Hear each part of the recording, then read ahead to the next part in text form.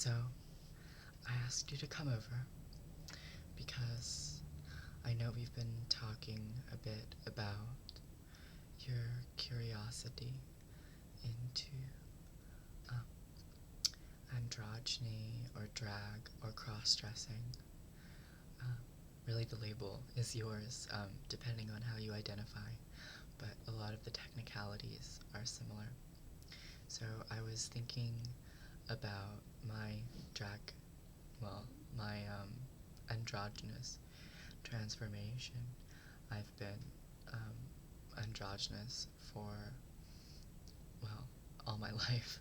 I've always felt that way, but I think I'm at a point now where this is so routine for me, and I have a couple of tips and tricks up my sleeve, and I was thinking that we could do a makeover. Just the basics, nothing too intense, but if you were still interested. You are? Great, oh my gosh, this is gonna be so much fun.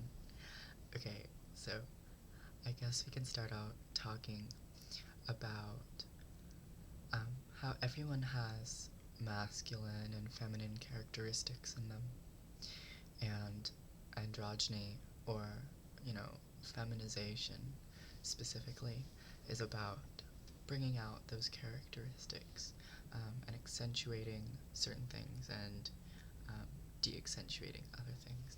So, before we even start with makeup, your neck and your collarbone and your shoulders are a really great place to start. Even if you have a wider neck or a broader shoulder, the accentuation of certain things, perhaps you can accentuate your collarbone or your shoulder, or your neck if you have a slimmer neck. For the first year of my freshman year of high school, I wore chokers almost every day. I think chokers are a really great way to sort of be edgy, but also accentuate your neck.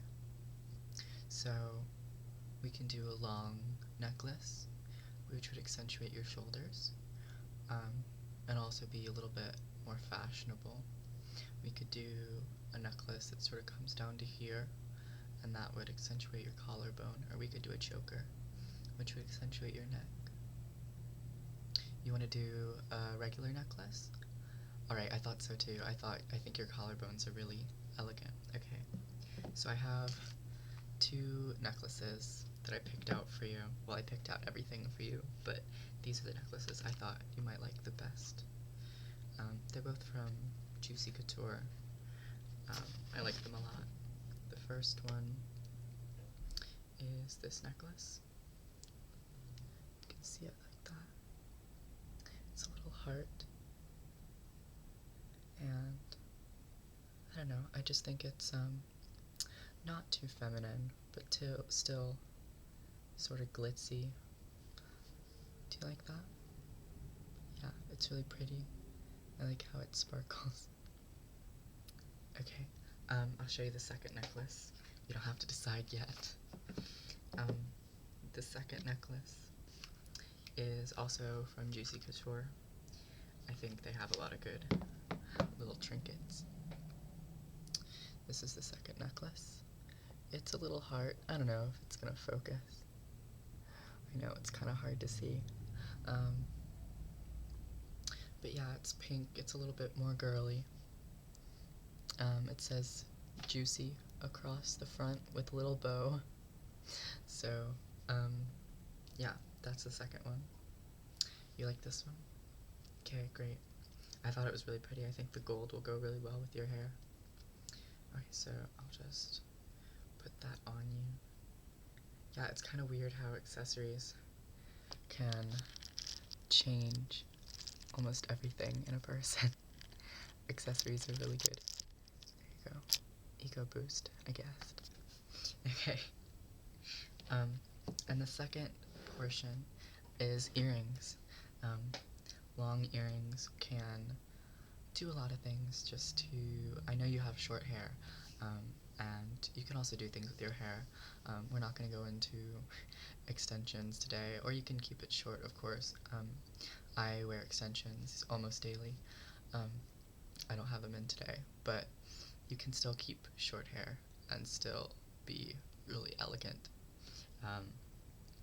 So I was thinking, because I know these are a bit glamorous, a bit over the top, but you seem kind of like a glamorous person to me. So I have these, if you like those. And I have these, both sort of different styles.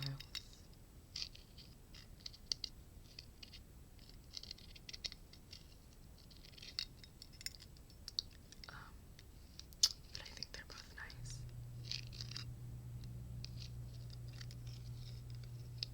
You like these ones? Okay. Well, you've already got pierced ears, so let's just slip them in. Okay. First one. And second. Lovely. Okay. So we can start with makeup. Now, you have a clean-shaven face, and it's fine to grow a beard or whatever.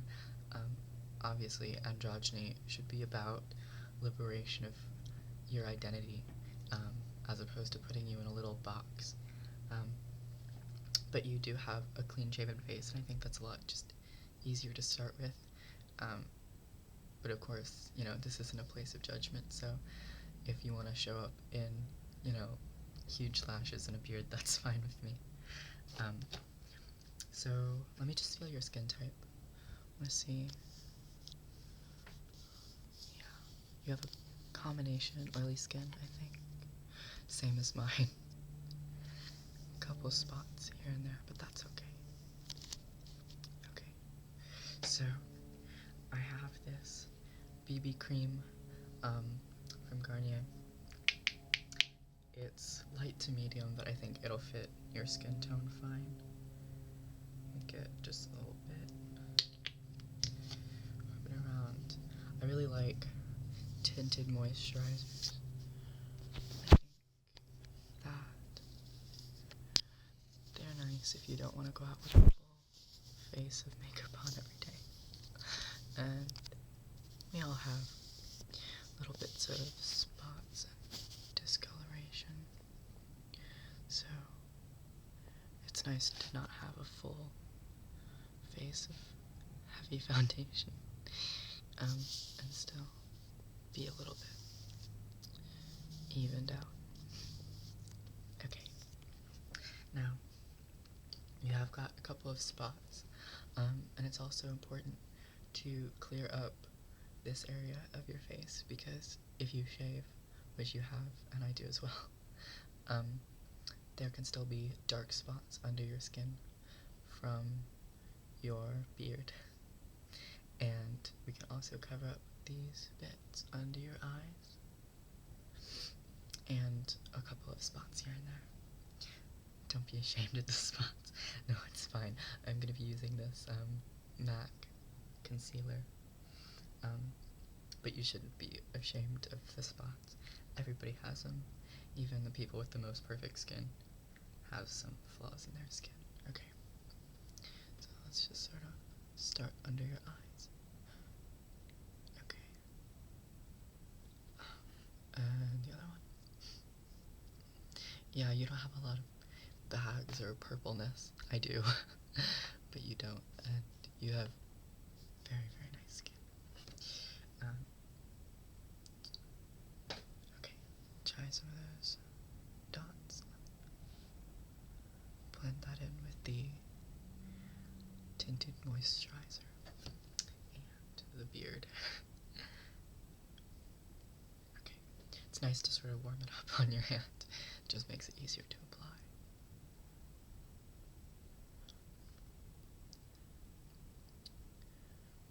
Okay. Yeah, you don't don't have that dark of hair, so. Alright. Now, it's always nice to sort of powder that off just because it'll set throughout the day.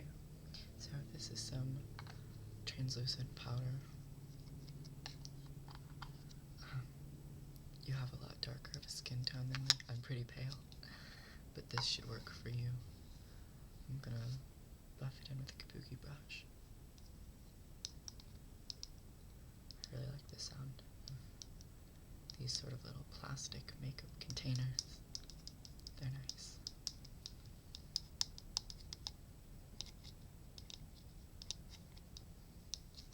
Okay.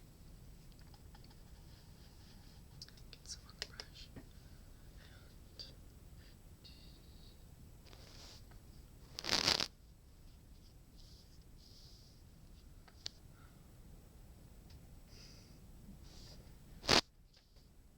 Okay.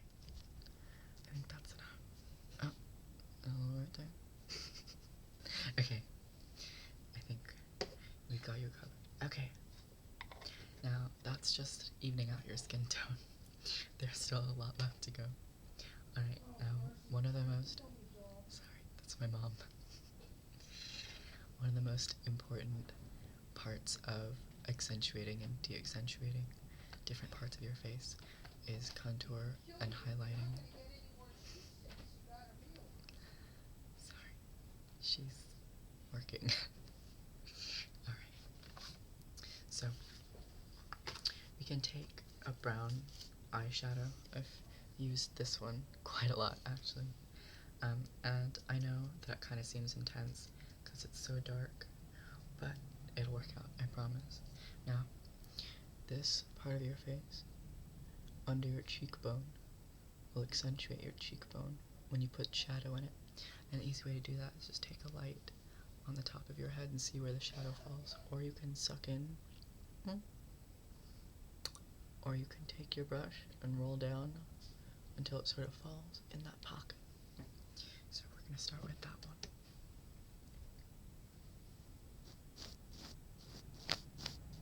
Yeah, you have lovely cheekbones. Yeah, again, it's all just about accentuating features that you already have. You're already very beautiful, so certain things will look traditionally more feminine, I guess. For me, it was never about looking feminine. It was just about looking the way I wanted to. Okay. Now we're gonna do your temples, and next your jawline. A square jaw. I don't tend to worry about my jaw too much, but you have a bit more of a square jaw, which is fine. But for the purpose of this, I think we can just sort of... Okay, temples. And jaw. Lovely. Yeah, I love these brushes. They're actually really cheap, but they work. And they're very soft. Alright, next is highlighting. You can highlight under your eyes. I would have contoured your nose, but your nose is flawless, and I wouldn't dream of doing anything to it. So you can highlight the bridge of your nose, under your eyes, on your chin, on your cupid's bow, and on the top of your forehead. So we're gonna do some of that. Alright, under your eyes. You don't need too much highlight. You have very prominent features. So lucky you, I guess. Alright. Next is blush. Blush is actually a really important part of doing your face. I think a lot of people forget about it. And I don't know, there's really little things that make all the difference. So this is the blush we're going to be using. It's by MAC. I really like MAC products. I think some of them are hyped up a bit too much, but they're still nice products.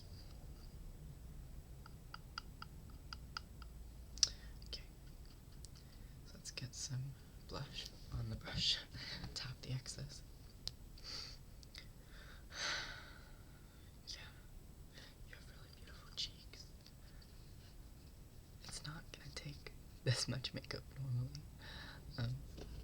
This is just sort of, I don't know, preliminary to see what you like and what you don't. Alright, gorgeous. Now, your eyebrows are one of the most important features on your face. I think, again, a lot of people forget about eyebrows, but it really only takes a little bit here and there to make such a big difference. I shaved off my eyebrows for about 1.5 years, all of them, and trust me, it makes a difference. So, I'm gonna do a teensy-weensy bit of tweezing. Obviously, body hair removal is up to you. I think a lot of people talk too much about who should remove what, and how, and that's sort of silly to me. But I'm just gonna do a couple of stray hairs, and if you want to grow them back, it's completely up to you. It might pinch a bit, but, you know, I think eyebrows just frame your eyes and your entire face, and the arch and the curve can make a really big difference. So, you only got a couple. Ready? Oh, I know, I'm so sorry. Okay. Okay. On to the other eye. Okay. Alright, one more. You ready? Okay. You are good. Alright. Now, I'm going to take a brow pencil, and I am going to, well, this is how I personally do my eyebrows. Almost everybody does their eyebrows differently. I tweeze my eyebrows to actual death, but this is a technique that I just use for utilizing the arch that you already have. A lot of people say you should start your eyebrow at the corner of your nose, have the arch in the middle of your pupil, and then the end at the opposite end of your nose and your eye. But I think you should do whatever you want. So I'm going to start right there. I'm going to draw a line to the curve, and then I'm going to sort of smudge it out towards the end. Alright.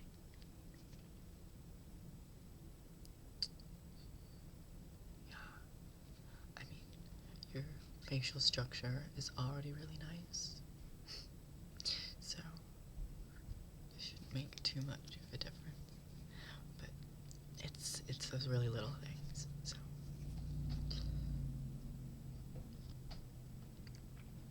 Yeah, in terms of feminization, your brow bone makes such a big difference.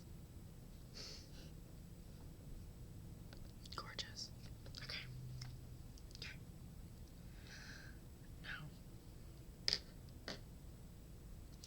Now, I know, scary tool of the day, but again, going along with the theme of little differences making such a huge impact. Your eyelashes are one of the most feminine parts of your face, or considered traditionally feminine, and the longer they are and the thicker they are, I think the more of power your eyes have, and the more sort of feminine and girly, I guess, your face can be. Okay, if you'll let me. I know, it's a bit terrifying, but we'll get through it together. Alright. Yeah, I'm not gonna pinch you. Okay, see, first eye already done. Great. You're good. mascara.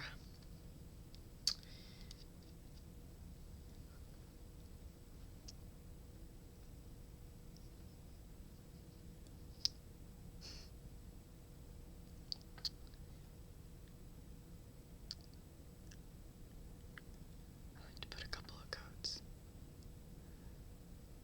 just because I think it looks nicer, not too clumpy. That's why I like this mascara, because it's not clumpy. Okay. Now, we're going to finish up with your lips. We're not going to do something really intense with your lips today, but the more defined lips you have, I think it just, it draws your attention to them, and I don't know, it's just something that's important about the way you speak, and the way that people see you speak. I have relatively large lips, and so do you, so I think it's something that is really fun to accentuate, because I have brown eyes, and those aren't the funnest to accentuate all the time. Okay, so I'm going to start in the middle and draw up your Cupid's bow, and then down. The same on the other side. Okay.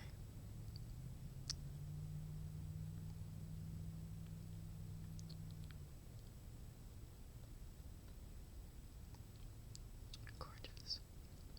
Alright, now the bottom. Okay, beautiful. Chapstick. Burt's Bees. One of my favorites.